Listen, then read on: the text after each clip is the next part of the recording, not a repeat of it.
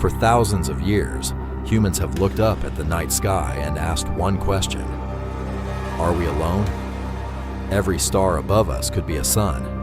Every sun could have planets. And somewhere on one of those planets, there could be oceans, storms, mountains, and maybe life. But for most of human history, this was only imagination. Then NASA started searching, not for green aliens, not for flying saucers, but for something much more serious. Water, chemicals, strange signals, and tiny clues that life may exist somewhere beyond Earth. And recently, scientists found something that made this question stronger than ever. Are we really alone in the universe? This is the story of NASA's search for alien life. And the deeper we go, the stranger it becomes. In 1976, NASA sent 2 spacecraft to Mars.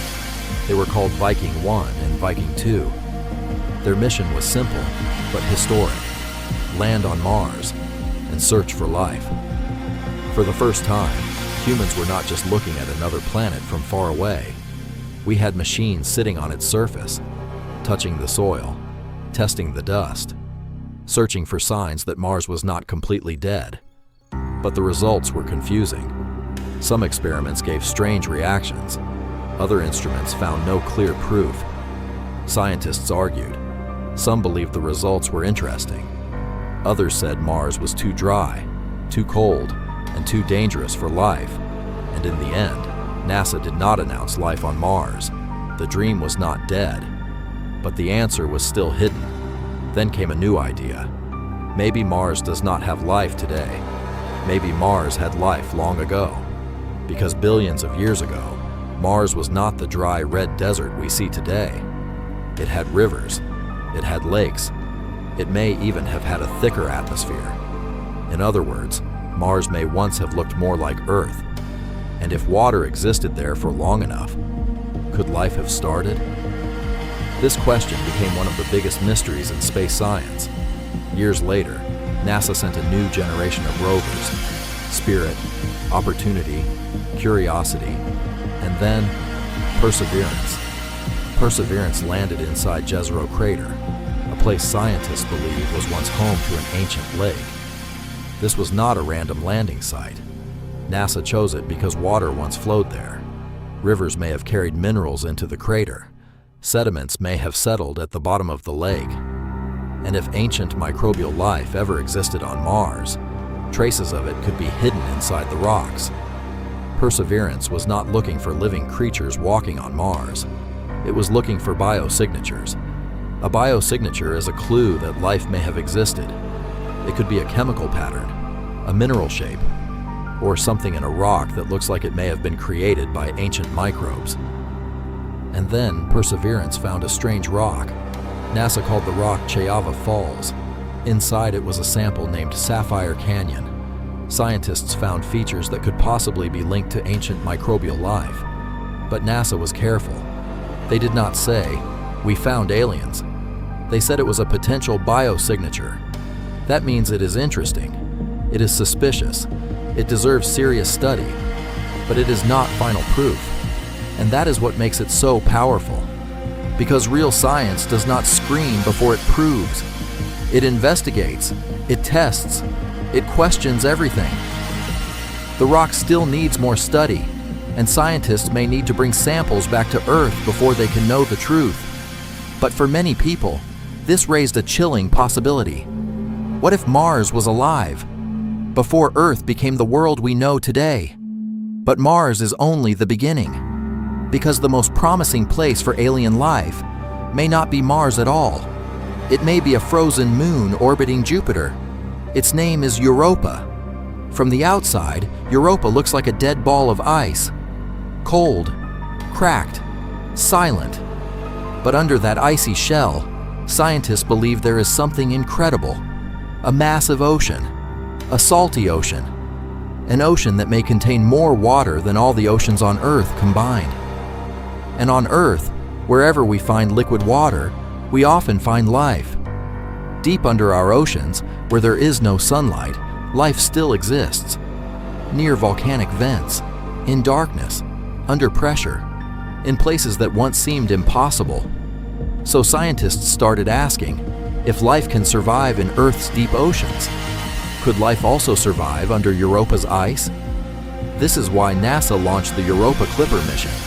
Its mission is not to land and dig through the ice.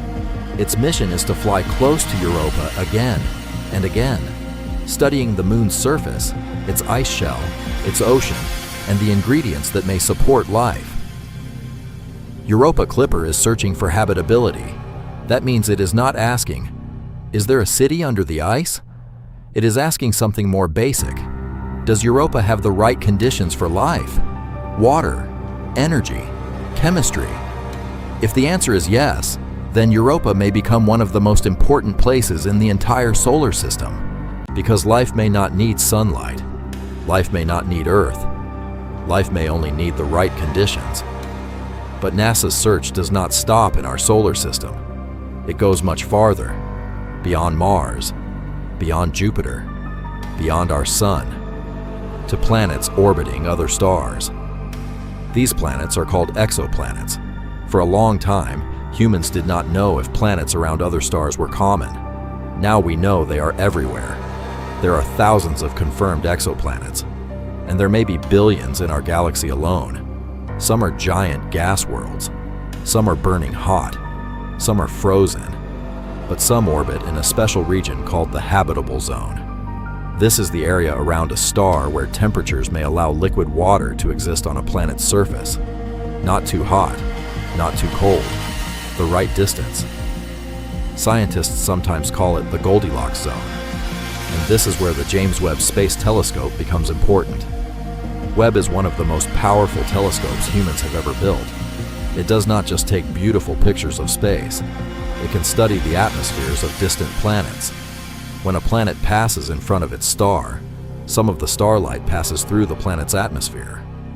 Hidden inside that light are chemical fingerprints, methane, carbon dioxide, water vapor, oxygen. These gases can tell scientists what a planet's atmosphere is made of.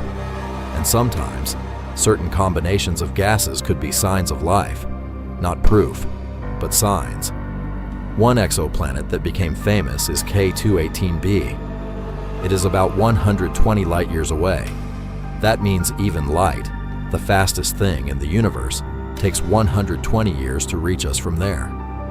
K2-18b is much larger than Earth, and it orbits in the habitable zone of its star.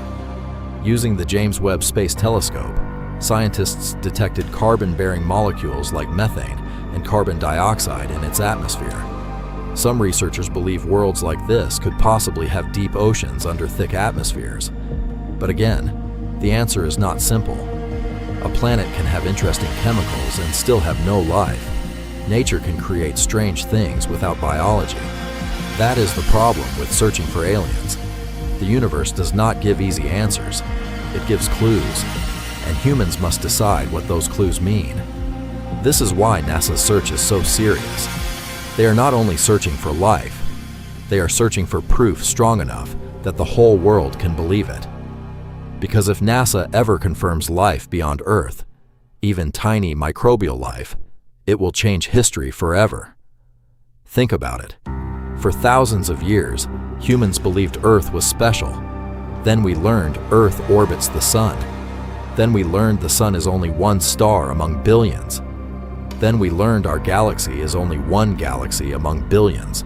And now we are asking the next question. Is life also common? Or is Earth truly rare? The answer would change science, religion, philosophy, human identity, everything. If life exists on Mars, Europa, or a distant exoplanet, then life may not be a miracle that happened only once. It may be something the universe does naturally, when conditions are right. But if we search everywhere and find nothing, that may be even more terrifying, because it would mean Earth is not just special, it may be incredibly lonely. One tiny blue planet, floating in darkness, holding every human, every animal, every ocean, every forest, every dream that has ever existed. That is why the search for alien life matters. It is not only about aliens, it is about us. It is about our place in the universe. And maybe the strangest part is this: NASA may not find life in the way movies showed us. There may be no invasion, no giant spaceship, no message from another civilization. The first proof may be something small, a chemical in a planet's atmosphere, a pattern inside a Martian rock, a clue beneath the ice of Europa, a tiny sign that says, life happens somewhere else. And if that day comes, humanity will never be the same again. So, are we alone? Right now, the honest answer is, we do not know. But for the first time in history, we have the tools to search seriously. Mars has strange rocks. Europa has a hidden ocean. Distant planets have mysterious atmospheres. And every year, our technology gets stronger.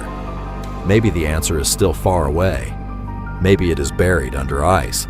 Maybe it is trapped inside a rock.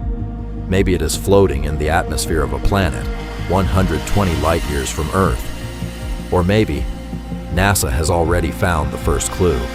We just do not fully understand it yet. Because sometimes, the biggest discoveries in history do not begin with answers. They begin with one strange question: are we alone?